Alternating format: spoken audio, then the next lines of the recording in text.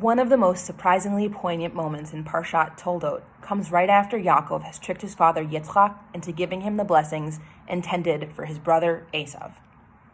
Esav comes to greet his father Yitzchak, prepared with the game that he's hunted at his father's request for this special occasion of receiving the firstborn blessing. At this point, Yitzchak realizes the deceit that Yaakov has tricked him into giving the blessing of the firstborn to his younger son. The Torah describes Esav's reaction in that moment. It says, "When Esav heard his father's words, he burst into wild and bitter sobbing, and he said to his father, 'Bless me too, father.' But he answered, 'Your brother came with guile and took away your blessing.' Esav said, 'Was he then named Yaakov that he might supplant me these 2 times? First he took away my birthright, and now he's taken away my blessing.' And he added, 'Have you not reserved a blessing for me?' Isaac answered, saying to Esav, 'But I have made him a master over you. I have given him all his brothers for servants, and sustained him with grain and wine. What then can I still do for you, my son?' And Esav said to his father, 'Have you but one blessing, father? Bless me too, father.' And Esav wept aloud." Yitzchak indeed answers with a blessing. It's just not the one that Esav came ready to receive. This powerful description of Esav receiving the news from his father and Esav's reaction strikes the reader as strange. We know the distress that Esav and Yitzchak are feeling in this moment. We feel Esav's pain as he lets out an exceedingly great and bitter cry and begs his father to bless me too. It comes off as strange because, as readers, we don't need this description to bring the story full circle. Rivka received a prophecy that her older son would serve her younger son and devised a plan that has now taken place successfully. Yaakov has received the blessing, and he's ready and set to fulfill his destiny. So it would seem that would be a good place to end the story.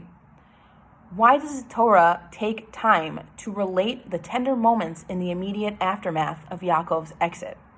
Why do we need to hear Esav's bitter cry and his desperate request for a blessing? In offering an answer, we need to call into question a basic assumption that we make when reading this story. There are moral ambiguities in this story.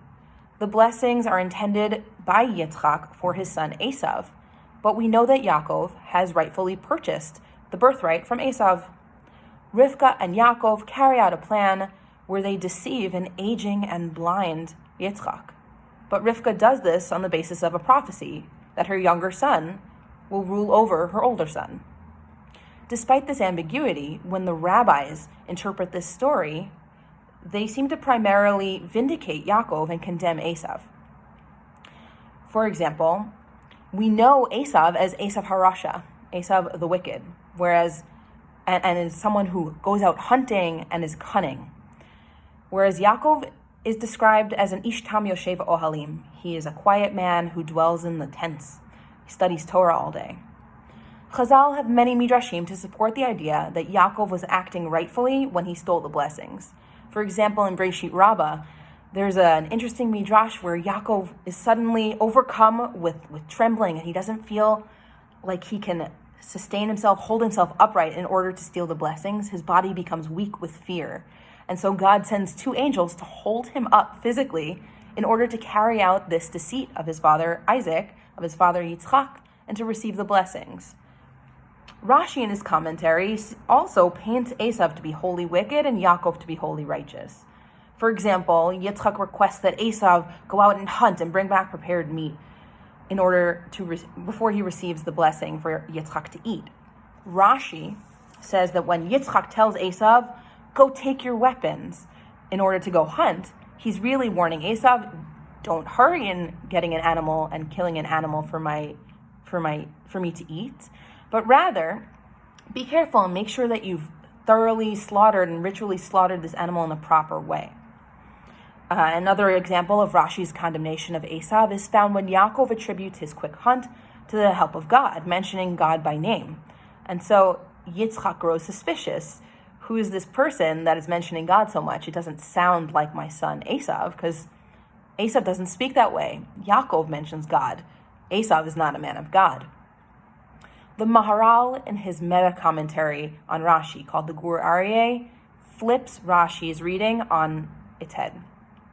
The Gur Aryeh re-explains those 2 points that we just mentioned. Isaac does not suspect that Esav is not scrupulous about the laws of ritual slaughter. Rather, he's concerned that Esav's so excited and enthusiastic to fulfill his father's command, Kibud Av Va'em. So he warns him, be careful, make sure you do everything correctly. And on the other Rashi we cited, the Gur Aryeh explains that Isaac's suspicion was aroused because Esav does not generally say God's name, not because Esav is not a man of God, but because Esav is always worried not to mention God's name in vain. Yitzchak's perception of Esav as a righteous and respectful person, as depicted by the Maharal in the Gur Aryeh, has its roots in another midrash in Breshit Rabbah, which illustrates Esav's conscientious observance of the commandment to respect his father. The midrash says, Rabban Shimon ben Gamliel said, all of my days I served my father, but I did not serve him 1/100th of the way in which Esav served his father. For I would serve my father in dirty clothing, and Esav would make sure to serve his father in royal clothing. This commentary of the Maharal forces us to challenge our assumptions when reading this story. The Maharal helps us to understand a thought process which we might not have entertained. The possibility of reading this story in which Esav is presumed as righteous. Through the lens of the above midrash, we can add another layer. We see Esav as someone who is overly dedicated and enthusiastic in service of his father, being robbed of an intimate moment of blessing with his father. And we find midrashim which invert our picture of Yaakov, criticizing him, depicting his actions as deserving of punishment. A notable midrash is one in which Leah explains to Yaakov that after he is tricked into marrying her instead of her sister Rachel, that he deserved to be tricked. He deserved to be tricked because he tricked his father so long ago. Another one of these midrashim interestingly connects Esav's bitter cry to that of Mordechai in Shushan Habira and Megillat Esther. The midrash says, when Esav heard the words of his father, Rabbi Chanina said, anyone who says that the Holy One, blessed be He, is one who forfeits his anger, his innards should forfeit. Rather, he is slow to anger and collects his debts. God is slow to anger and collects debts. Yaakov caused Esav to emit one cry.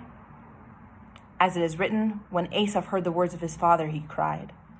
And where was Yaakov repaid? In Shushan Habira, as it says, and Mordechai cried with a loud and bitter cry. This midrash relates that the punishment for Yaakov stealing the blessings was felt in the pain caused to Jews in Shushan Habira many generations later.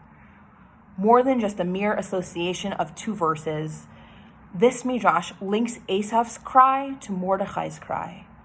It shows us that Esav's pain was real and it mattered just as much as Mordechai's pain. Jacob's deceit was an act worthy of punishment, and just as we're sympathetic to Mordechai's cry in Shushan Habira, so we are to lend our sympathies to Esav for what Yaakov did to him.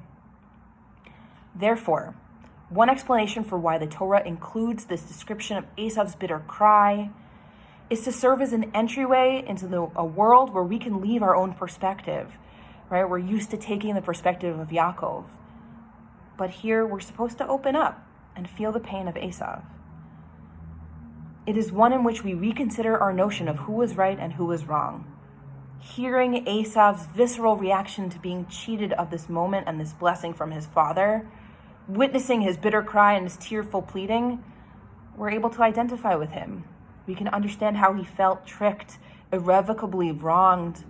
In this world, Yaakov is no longer the hero, but a trickster. The hurt that Yaakov caused deserves to be returned. And so, even after our hero has exited, the Torah leaves us to look at the scene that he left behind. The Torah teaches us that we must have the ability to take on the perspective of the other, to feel their suffering, and to take responsibility for it. And hopefully, in the end, to learn that all of our actions, even as they might be justified or we might justify them, they have consequences, and that our perspective is not the only one worthy of consideration. Shabbat Shalom.